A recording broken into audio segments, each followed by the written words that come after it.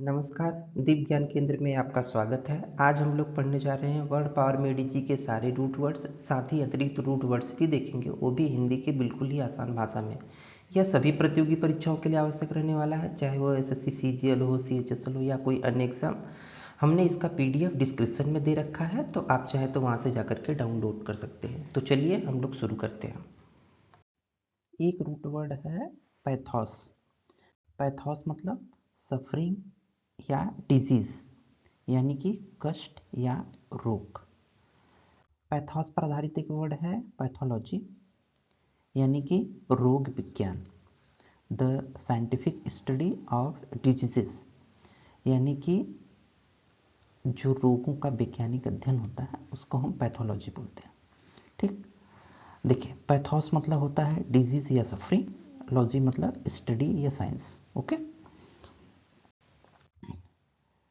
इस पर आधारित एक वर्ड है pathologist, an expert in pathology, यानी कि रोग विज्ञानी या रोग पहचानने वाला, उसको हम पैथोलॉजिस्ट बोलते हैं। ठीक, देखिए बायो से बना है बायो। ठीक, इसका मतलब होता है जीवों से संबंधित, जैविक। इस पर आधारित, बायो पर आधारित एक वर्ड है बायोलॉजी, यानी जीव विज्ञान।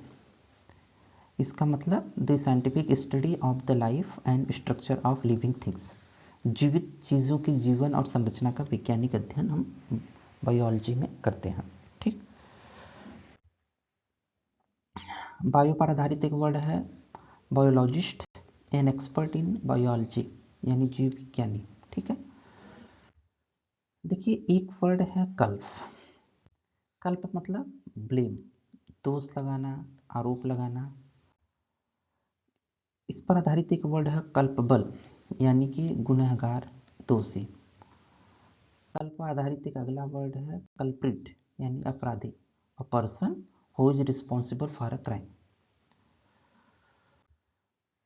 कल्प पर आधारित एक अगला वर्ड है इनकल्पेट, मतलब दोषी ठहराना, अक्यूज, ब्लेम। ओके, ये वर्ब है। ठीक,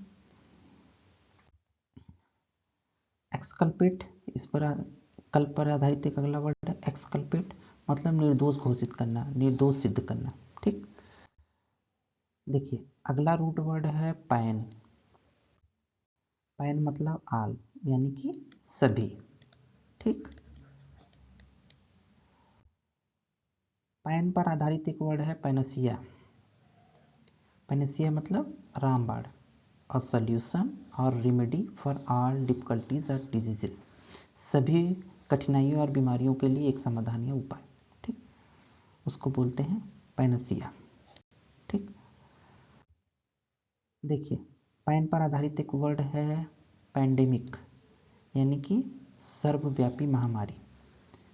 जैसे a disease that spreads over the whole world, एक बीमारी जो पूरी दुनिया में फैलती है उसको हम पेंडेमिक बोलते हैं। जैसे अभी कोरोना वायरस नहीं आया था, तो ये हर दुनिया में फैली हुई थी, तो इसको हम पेंडेमिक डिजीज बोलते हैं उसको। ठीक है, देखिए एंडेमिक मतलब क्या होता है, स्थानीय रूप से व्याप्त, यानी कि prevalent in a particular place और लोकेलिटी। ठीक, एंडेमिक बीमारी जैसे कि मान लीजिए अगर किसी को मलेरिया हुआ है और स्थानीय रूप से हुआ है, मतलब लोकलिटी में हुआ है, एक लोकल जगह पर हुआ है, तो उसको हम एंडेमिक बोलते हैं। ठीक, यही एपिडेमिक, एपिडेमिक एक महामारी होती है, a large number of cases of a disease that happen at the same time in a particular community, किसी बीमारी के बहुत से मामले जो एक ही समय में किसी विशेष समुदाय में घटित होते हैं। जैसे एक पर्टिकुलर रीजन में जैसे कोई घटित हो कोई बीमारी और ये बड़े लेवल पर हो। ठीक है, तो उसको हम क्या बोलते हैं, उसको हम बोलते हैं एपिडेमिक, यानी महामारी, जैसे फ्लू एपिडेमिक। ओके, देखिए एंडेमिक, एपिडेमिक और पेंडेमिक क्या अंतर है। एंडेमिक स्थानीय रूप से व्याप्त होता है, एपिडेमिक बड़ा होता है उससे, पेंडेमिक सबसे बड़ा होता है।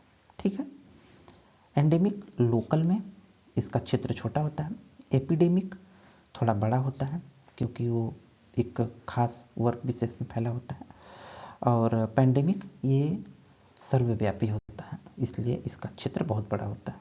ठीक है, इस हिसाब से हम इसको समझ सकते हैं। देखिए अगला रूट वर्ड है स्पेक्ट। स्पेक्ट मतलब टू लुक, एग्जामिन, देखना, जांच करना, ठीक।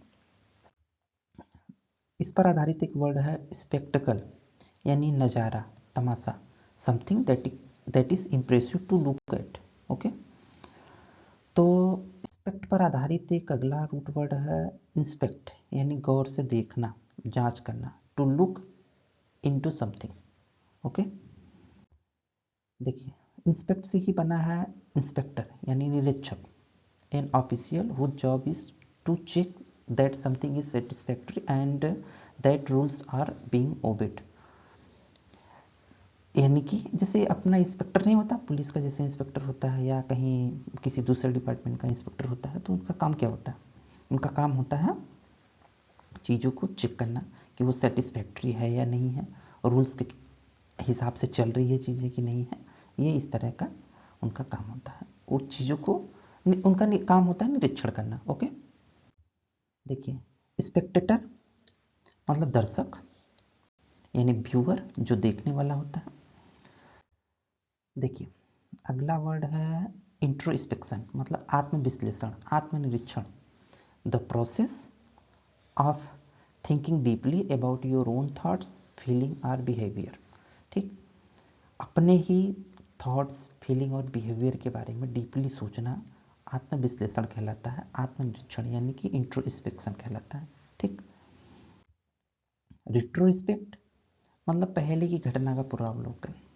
ठीक, अ सर्वे ऑफ पास्ट इवेंट और टाइम। रिट्रो यहाँ पर मतलब पास्ट या बैक। ओके, मतलब पहले की घटना को आप जिसे उसका बहुत ध्यान से बारीकी से अवलोकन कर रहे हैं, देख रहे हैं, तो रिट्रोस्पेक्ट होता है। ठीक, एसर या एक्री, एक रूट वर्ड है एसर या एक्री। इसका मतलब होता है बिटर, हार्श, कड़वा, कठोर। ठीक, देखिए इस पर आधारित एक वर्ड है एक्रीमनी, यानी उग्रता, कटुता, बिटरनेस इन स्पीच।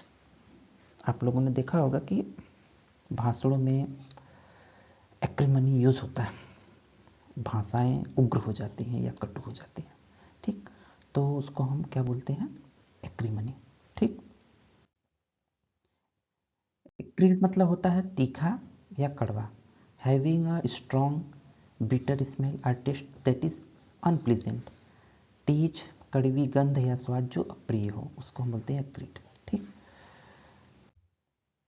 मेली, MOL, मोल या मौली, उसका मतलब होता है सॉफ्ट।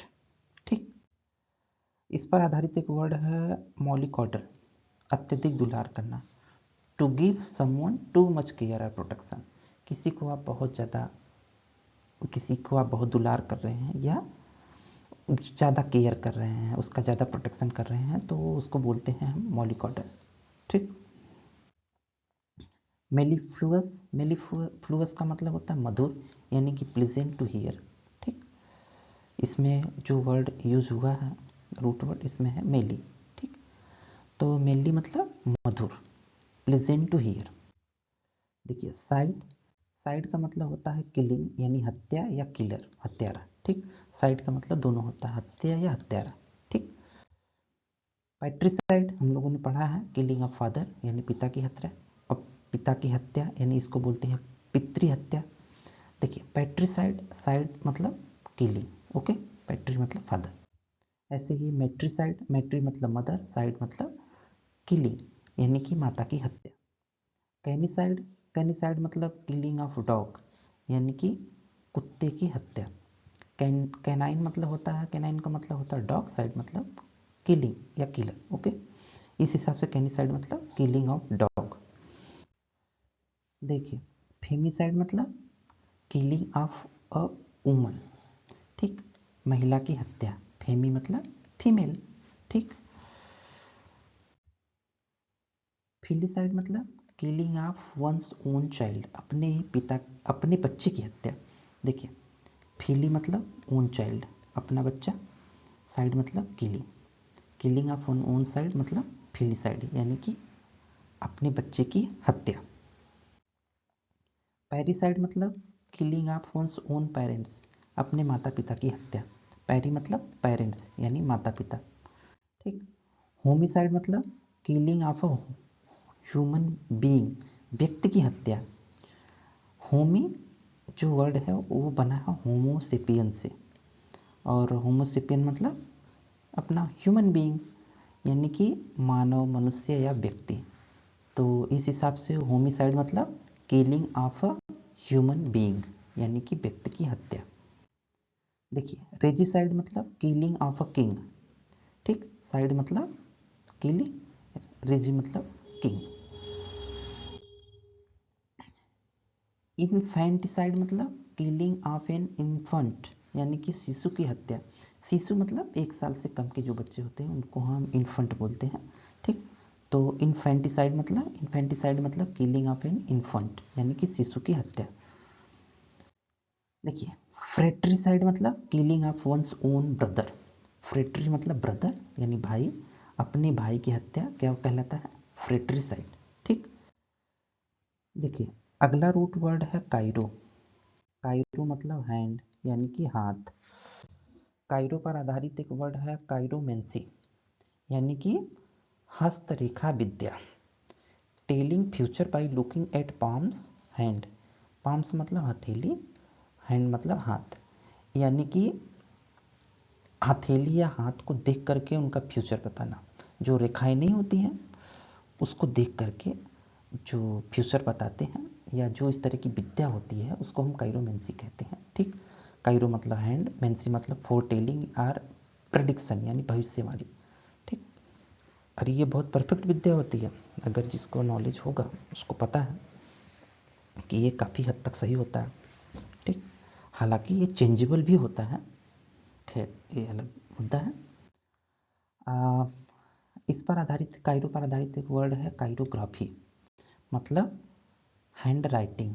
काइरो मतलब हैंड, ग्राफी मतलब राइटिंग, यानी कि काइरोग्राफी मतलब हैंड राइटिंग यानी हस्तलेख, ठीक। देखिए पार्ट 3 यहीं पर पूरा हुआ, और पार्ट 3 आप देखने के लिए आपका बहुत बहुत शुक्रिया। अगर आप चैनल पर नए हैं तो कृपया हमारे चैनल को सब्सक्राइब कर दीजिए। हमारे चैनल का नाम है दीप ज्ञान केंद्र। अगर आपका कोई भी सुझाव, कोई भी शिकायत हो तो आप हमारे ईमेल एड्रेस deepgyankendra@gmail.com पर आप हमें मेल भेज सकते हैं, उसका जवाब हम अवश्य देंगे, ठीक है। फिर मिलते हैं हम अगले भाग में, तब तक के लिए नमस्कार।